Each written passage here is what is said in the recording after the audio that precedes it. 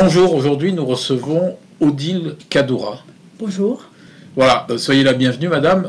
Nous nous recevons dans le cadre des entretiens que nous publions toutes les semaines depuis 6 ans sur le YouTube de la Glorieuse. Et aujourd'hui on va parler de France-Palestine. Association France-Palestine Solidarité, voilà. 34. Donc Odile Kaddoura, vous avez 67 ans, vous êtes fonctionnaire à la retraite, vous habitez à Nian depuis plus de 30 ans. Vous êtes présidente de l'association donc France-Palestine Solidarité 34. Militante associative au Secours populaire, Ligue des droits de l'homme. Pour vous définir, vous m'avez dit que vous êtes sensible aux injustices. Oui, sensible à toutes les injustices et aux inégalités.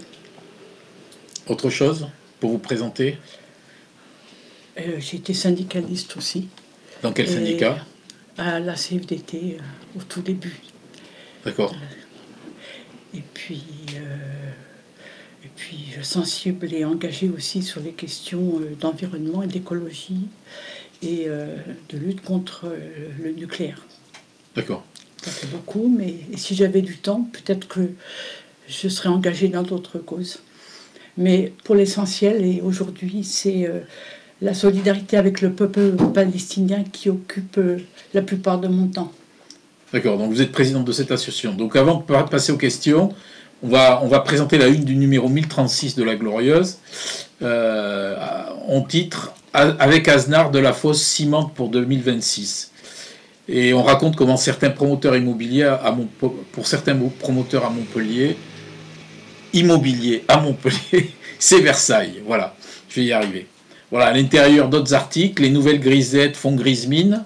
Celle qui était installée à la place de la Comédie, à la place du Quick. C'est Quick. Ensuite, le syndicat de l'eau et des garrigues de campagne de la Fosse et Pinceau boivent la tasse. On revient sur le passage du maire de Montpellier à Quotidien. Et au plan cabane, le marché se meurt. Voilà, c'est pas très gai tout ça, mais c'est l'actualité. Odile, merci d'être venue. France-Palestine, c'est quoi? Combien d'adhérents? Sa vocation locale, nationale? Est-ce que vous pouvez en parler Alors, l'association France-Palestine Solidarité 34, donc Hérault et pas Montpellier-Rennes, est un groupe local qui fait partie d'une vaste association qui, au niveau national, regroupe une centaine de groupes avec un bureau national, un congrès, etc. Localement, notre association compte au fil des années entre 95 et 110 adhérents qui habitent un peu partout dans l'Hérault et pas seulement à Montpellier. D'accord. Quelles sont les actions que vous menez? Alors, je rappellerai les objectifs fondamentaux de notre association, qui est le soutien au peuple palestinien, à tout le peuple palestinien, dans sa lutte pour l'obtention de ses droits à l'autodétermination et le droit au retour des réfugiés au premier rang desquels, etc. Voilà, donc ça c'est un objectif vaste qui nous occupe et nous le traduisons dans les actes par de différentes façons, des façons qui ne sont pas forcément visibles. On est visible quand on est présent dans l'espace public, mais nous faisons des actions, je vais vous l'expliquer par exemple, en direction des élus, des parlementaires, puisqu'il y a tout un travail de plaidoyer à faire, et dans le long terme, pour expliquer la problématique de ce qu'on appelle la question de Palestine, qui n'est pas un conflit, mais qui est une question coloniale fondamentalement. Donc, tout un travail politique en direction des élus, nous l'avons fait dire. Les élus le savent, ils connaissent la situation. Ils reçoivent des courriers de notre part. Ouais. Nous réussissons parfois à avoir des rendez-vous et des échanges. Donc ça, c'est une première action qui, je dis, n'est pas très visible, mais qui a beaucoup d'importance. Nous avons à cœur de sensibiliser, de toucher l'opinion publique.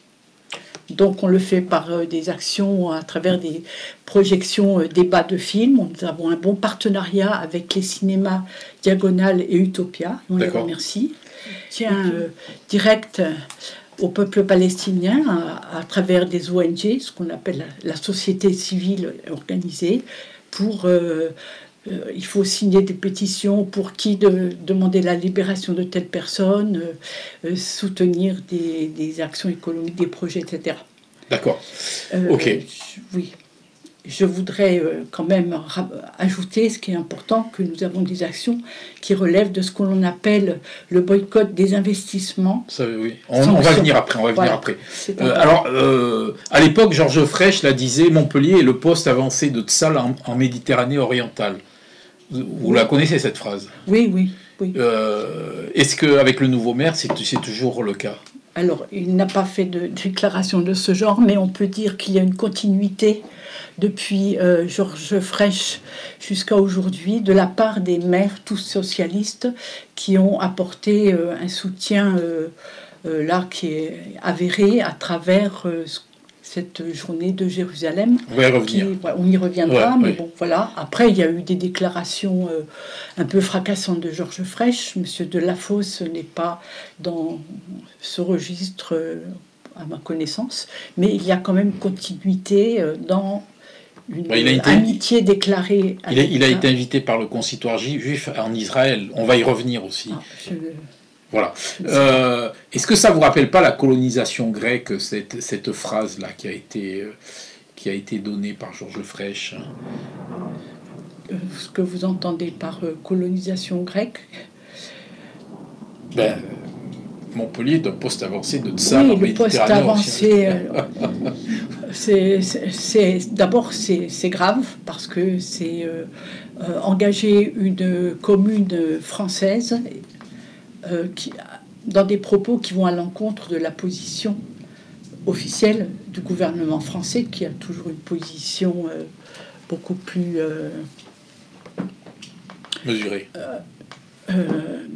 beaucoup plus réfléchie, et qui a quand même à l'ONU des positions qui consistent à dénoncer la colonisation et l'occupation d'Israël dans les territoires occupés. Donc un poste avancé, ça a une connotation effectivement très coloniale, puisque aujourd'hui encore, et plus que jamais, les colons juifs installent des postes avancés pour préfigurer de nouvelles colonisations.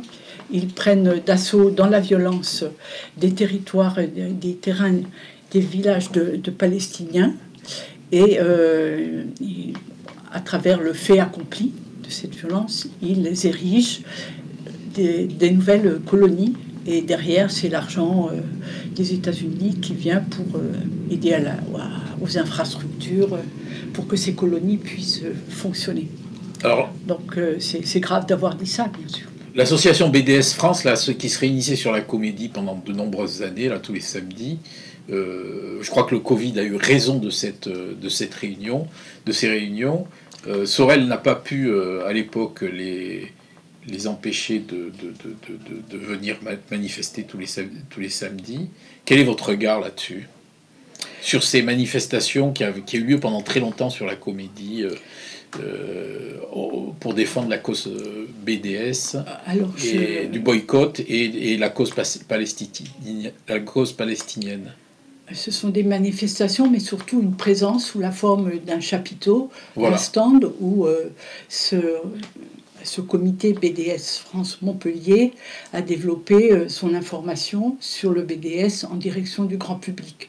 Manifestement, ça n'a pas plu, et je crois que c'est la mairie de Montpellier qui a fini par interdire à BDS France d'être présent régulièrement en occupant le terrain avec un chapiteau, donc avoir pignon sur rue, et sur une problématique qui ne lui plaît pas. Donc là, c'est quelque chose qui est une sorte d'atteinte à la liberté d'expression. Son action était efficace? L'action du BDS était efficace? Ça n'est pas à moi, à mon association d'en juger. Est-ce que vous aviez des relations avec le président José Moragues? Oui, nous échangeons quand il le faut, quand il y a des événements qui méritent, par exemple, que nous agissions de concert. Je peux donner l'exemple, même s'il est un peu daté, et même si la situation ne s'est pas améliorée, des attaques, des bombardements massifs qui ont eu lieu sur la bande de Gaza l'année dernière, en juillet 2022.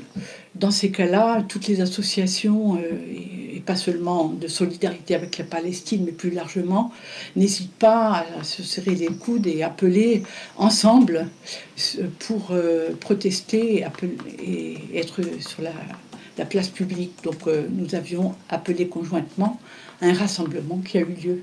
Voilà. Après, chaque association ou comité agit selon ses orientations et ses méthodes. Comment expliquez-vous que le drapeau palestinien sorte, je ne vais pas dire à toutes les manifs, mais très souvent pendant les manifestations? Quelles qu'elles soient, les manifestations, quelles qu'elles soient. Quand il y avait les Gilets jaunes, quand il y a eu les manifs pour les retraites, enfin, on voit souvent des drapeaux palestiniens dans les manifs qui sont pas des manifs enfin, à vocation palestinienne. Dont la thématique n'est pas en lien. Le drapeau palestinien a été arboré pendant les manifestations contre la réforme des retraites très récemment. C'est une façon de rappeler systématiquement, régulièrement, la situation des Palestiniens qui tend toujours, par les médias notamment, à être mis au dernier rang, occultés, ou alors complètement présentés de façon partiale et qui n'aide pas l'opinion publique à progresser. Donc je pense que c'est un drapeau qui est très symbolique, qui est symbolique de la lutte d'un peuple pour ses droits, à l'autodétermination. Et c'est là une façon de rappeler que cette lutte existe depuis 75 ans. Depuis 1948, le peuple palestinien a été dépossédé, expulsé. Il l'est encore aujourd'hui. Il y a des opérations de nettoyage ethnique quotidiennement. Et un drapeau palestinien dans une manifestation, c'est aussi ça. Alors ça ne suffit pas. Pour certains qui sont dans les cortèges, c'est un drapeau qui a du sens et qui est compris. Pour d'autres, pas forcément. Et nous, notre association, nous avons justement à cœur de faire cet effort d'explication. Et comme quand nous sommes présents dans l'espace public, nous sortons le drapeau palestinien, mais nous avons toujours des documents, des tracts ou des banderoles qui expliquent le pourquoi, le sens de la présence de ce drapeau. D'accord. Et comment jugez-vous la transposition du conflit israélo-arabe dans la France d'extrême gauche? Ça, c'est des phrases slogans qui n'aident pas à comprendre la situation. Monsieur le préfet de l'Hérault vient de l'utiliser encore récemment dans son arrêté pour interdire une manifestation, un rassemblement précisément, qui consistait à dénoncer l'apartheid israélien. En quoi il y a importation d'un conflit? C'est une phrase, un slogan qui est dangereux et à la fois ridicule. Voilà. Je pourrais en dire, on n'a pas le temps de développer, mais voilà, il peut y avoir des débats, des convictions au sein qui s'opposent au sein de la société française, mais c'est normal. La société française a aussi des opinions contradictoires sur d'autres sujets. En aucun cas, ça a créé la guerre et la guerre civile au sein de la société française. Il est sain qu'il y ait des débats sur des questions internationales. À Montpellier, la municipalité ne s'est jamais engagée dans la défense de la cause palestinienne, à moins que je me trompe, hein, mais bon, je pense pas. Est-ce que c'est pas pour se mettre à dos l'électorat hébraïque? Je n'aime pas le terme hébraïque et la communauté, oui. Mais bon. Vous n'aimez pas la communauté? Communauté, vous n'aimez pas comme... Je pense qu'il ne faut pas essentialiser les juifs. Il y a des juifs qui ont des opinions très différentes. Et il y a aussi, sur la place de Montpellier, des associations organisées qui revendiquent leurs idées. Donc voilà, d'autres ne s'y reconnaissent pas. Donc non, mais on peut dire globalement... Mais qu'est-ce que vous voulez? Non, je disais que, je répète, la municipalité ne s'est jamais engagée à défendre ouvertement la cause palestinienne. Ouvertement. Je préfère... C'est ce que j'ai dit tout à l'heure. D'accord, donc je vais... Et j'ai demandé si c'était pour ne pas se mettre à dos l'électorat hébraïque. Alors c'est au maire de Montpellier de s'en expliquer. Et quel est votre regard là-dessus, madame? Mon regard, c'est pas un regard, je vais vous expliquer ce que notre association, avec d'autres associations, notamment la Ligue des droits de l'homme, le MRAP, mais aussi toute une série d'associations chrétiennes qui sont regroupées dans un collectif dit Kairos, ont fait et continuent de faire jusqu'à aujourd'hui, c'est de dire nous avons poussé à ce que la municipalité de Montpellier engage un jumelage avec une ville palestinienne. Alors ça a été difficile, c'est sous le mandat de Madame Mandrou que ce jumelage a pu se réaliser, mais disons-le en traînant des pieds quand même. Bon, mais ce jumelage Montpellier-Bethléem existe. Ce qui nous importe, c'est que ce jumelage soit concret, comme les autres, soit qu'il y ait de réels échanges et surtout que cela représente un engagement de la part non seulement du maire, mais de l'ensemble du conseil municipal à l'égard de leurs homologues de la ville de Bethléem, qui est une ville, pourquoi nous avons choisi cette ville-là? C'est une ville qui est sous occupation, sous régime d'apartheid, qui est cernée par les colonies. Son économie, essentiellement touristique, est complètement étouffée. Et sur le même territoire de Bethléem, il y a des camps de réfugiés avec des familles qui ne peuvent pas rentrer chez elles en Israël, puisque leurs villages ont été détruits. Donc il y a tout un ensemble de faits qui feraient comprendre aux élus et aux maires de Montpellier ce que veut dire Palestine occupée, ce que veut dire régime d'apartheid israélien. Donc c'est en ce sens-là que le jumelage nous intéresse, parce qu'il doit générer des échanges, des rencontres et des déplacements d'élus pour aller voir sur place. Ensuite, ça peut prendre des formes différentes. Donc ce qui est à mettre à l'actif de la mairie, c'est qu'il y a des échanges d'étudiants. Mais pour nous, c'est vraiment tellement peu et tellement invisible qu'on n'est pas satisfait là-dessus. Donc, pour répondre à votre question, la ville de Montpellier a un jumelage avec une ville palestinienne, donc c'est pas rien, mais elle n'en fait pas la publicité et elle ne le fait pas vivre, ce jumelage. Comment les Palestiniens jugent-ils l'action du gouvernement français? Les Palestiniens? En général. Alors pareil, en général, disons que la société civile, les ONG, les Palestiniens avec qui nous avons des échanges, des rapports, parce que nous allons aussi là-bas, nous avons beaucoup d'échanges, nous renvoient aujourd'hui qu'ils vivent absolument très mal ce deux poids deux mesures dans la façon où la France, mais aussi l'Union européenne, traite la question de l'agression russe en Ukraine. La communauté internationale, la France et l'Europe ont eu vite fait de dénoncer cette agression, cette occupation, et de trouver les moyens d'appliquer des sanctions. Or, la situation que vit le peuple palestinien, c'est une situation coloniale qui dure depuis 75 ans et qui perdure aujourd'hui. Il y a des faits avérés et Israël agit en toute impunité. Donc nous le savons, mais ce que nous renvoient les Palestiniens et les Palestiniennes, c'est vraiment ça. Pourquoi ce deux poids deux mesures? Et ils nous exhortent à interpeller le gouvernement français. Est-ce que vous considérez Israël comme un régime autoritaire? Autoritaire, c'est pas le terme qui nous importe d'utiliser. D'apartheid? C'est un régime d'apartheid. D'accord.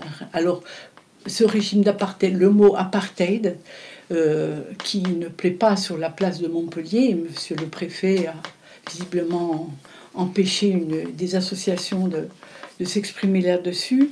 Il a un sens très précis. Quand on parle d'apartheid, ce n'est pas une injure parce que c'est une comparaison avec l'Afrique du Sud de l'époque. C'est en référence à une définition du droit international. Et le droit international, les conventions, le traité de Rome, qui disent que c'est un crime contre l'humanité. Donc c'est pas rien. Et moi je pense que c'est intéressant, si vous le permettez, que je lise la définition. Non, mais on la connaît, la définition justement, d'un crime comme on dirait qu'elle n'est pas connue parce que on ne cesse de dénigrer le mouvement de solidarité avec la Palestine qui dénonce le régime d'apartheid en disant que nous sommes que c'est de l'antisémitisme, que c'est une honte de comparer avec l'Afrique du Sud, ça n'a rien à voir. Ça veut dire que ceux qui nous dénigrent, nous empêchent de nous exprimer, ne veulent pas accepter le fait que nous caractérisons le régime israélien au regard d'une définition du droit international. Dernièrement, il y a un chanteur là, qui est très connu, qui est le musicien de Pink Floyd, qui a fait un concert à Berlin, qui a dénoncé l'apartheid et qui a été traité d'antisémite. Oui, c'est un grand classique, voilà. En Allemagne et en France aussi. Oui. Voilà. Roger Waters, je ne sais pas si vous connaissez. Oui, tout à fait, oui. Donc vous êtes en solidarité contre l'interdiction de manifestation pour la Palestine ce week-end. Alors, précisons. Vous êtes en solidarité, c'est ça, avec cette nous avons exprimé notre solidarité avec toutes les associations, partis et syndicats membres de cette coalition Montpellier contre l'apartheid, à qui il a été interdit de s'exprimer sur la voie publique. C'est une atteinte à la liberté de l'expression avec des motifs qui sont vraiment... C'est quoi les motifs ? C'est quoi les motifs du préfet aujourd'hui ? Les motifs de monsieur le préfet, je vais vous les lire parce que... Un extrait. Le préfet redoute la transposition en Montpellier d'un conflit international et la tenue de discours discriminants incitant à la haine envers une population à raison de son appartenance à une nation, race ou religion déterminée. Donc, c'est laisser entendre que les associations en question vont tenir des propos sur les réseaux sociaux, alors que ce n'est pas du tout avéré, et des propos antisémites à l'égard d'une population juive présente sur la place de Montpellier. C'est complètement... c'est grave de dire ça et c'est grotesque. Voilà. Quel est votre regard sur l'invitation du maire de Montpellier il y a 2 mois, là, il y a quelques mois, là, il a été invité par le consistoire juif en Israël. Récemment ? Oui. Ah. Je n'étais pas au courant. Mais quel est votre regard ? Quel est votre regard là-dessus ? Eh bien, le consistoire, c'est-à-dire une instance religieuse en Israël. Oui. C'est curieux. Le maire de Montpellier est un chantre de la laïcité, donc déjà ça, c'est curieux. Mais je trouve ça choquant du fait du contexte politique actuel en Israël, accepter une invitation alors que, je pense qu'il le sait, est aux manettes un gouvernement composé de ministres qui sont suprémacistes, racistes et pour certains fascistes, c'est quand même fasciste, c'est peut-être un bien grand mot, non ? Le mot est fort. Et c'est choquant aussi, parce que, je l'ai dit tout à l'heure à propos du jumelage, nous souhaitons fortement que le maire de Montpellier se déplace pour rencontrer le maire de Bethléem. Il y a toujours un argument que son agenda est plein et que ce n'est pas le moment. Donc voilà, on prend acte. C'est peut-être pour le récompenser des journées de Jérusalem qu'il a été invité. C'est votre interprétation. Non, je plaisante. Vous savez, nous, on est un peu taquin. Oui, non, moi, je répondrai de façon plus factuelle. Mais puisque vous parlez de la journée de Jérusalem, pour ceux qui nous écoutent, je vais expliquer de quoi il s'agit. Non, mais tout le monde sait à Montpellier ce dont il s'agit. Je ne sais pas. Allez-y Voilà. alors. Donc la journée de Jérusalem qui se déroule au parc de Gramont tous les ans, Oui, parc municipal mis à disposition par la municipalité de Montpellier, est organisée par le Centre culturel juif Simone Veil. Bon, c'est leur droit, hein, c'est pas le problème. Le problème, c'est que d'une part, le contenu de cette fête vise à réitérer que Jérusalem est la capitale éternelle et indivisible d'Israël, ce qui est absolument contraire à ce que l'ONU a toujours rappelé, c'est-à-dire que Jérusalem doit être la capitale des deux États lorsque ce sera établi.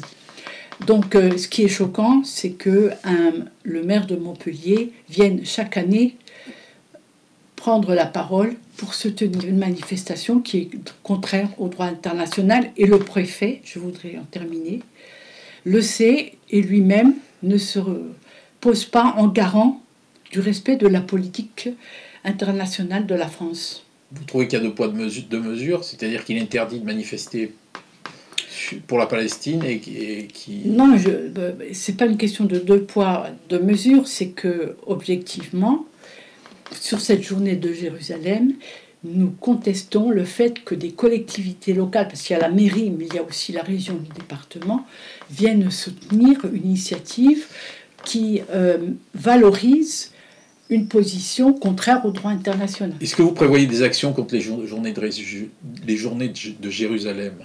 Des actions, je ne sais pas. Concrètement, à ce jour, nous en discutons toujours avec les associations partenaires. Et dans tous les cas, tous les ans, nous ne lâchons pas et nous écrivons aux élus, à tous les élus, pour leur expliquer la problématique. Donc voilà, vous parlez d'apartheid en Palestine. Alors, moi, je vous pose une question pour terminer. Pourquoi celui-là, alors que des apartheids, il y en a partout dans le monde? Enfin, je veux dire, chaque pays a son apartheid. Enfin, je parle des petits pays en Afrique, peut-être pas en Amérique du Sud, mais bon, les Ouïghours, en Chine, enfin, voilà, des apartheids. Non, mais justement, c'est pour ça que je voulais vous lire la définition. Parce que alors, lisez la définition. Parce que c'est quand même... Lisons la définition. On ne peut pas dire comme ça à l'encan qu'il y a des apartheids partout. C'est quelque chose... C'est un ensemble de faits, d'actes inhumains qui sont réalisés dans un but précis.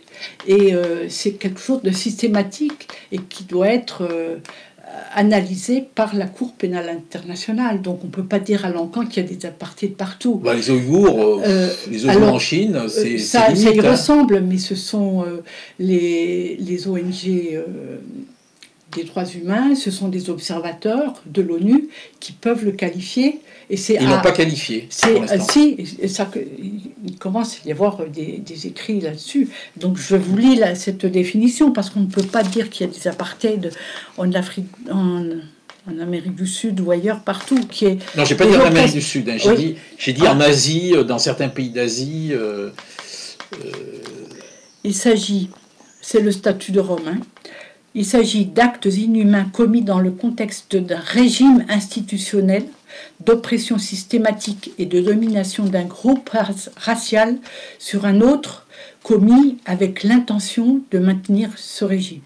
Donc il y a oppression, domination d'un groupe sur un autre et actes commis pour maintenir ce régime dans la durée. C'est ce qui caractérise vraiment ce qu'Israël a effectué à travers toute une législation, des pratiques et des politiques qui se succèdent et qui se continuent.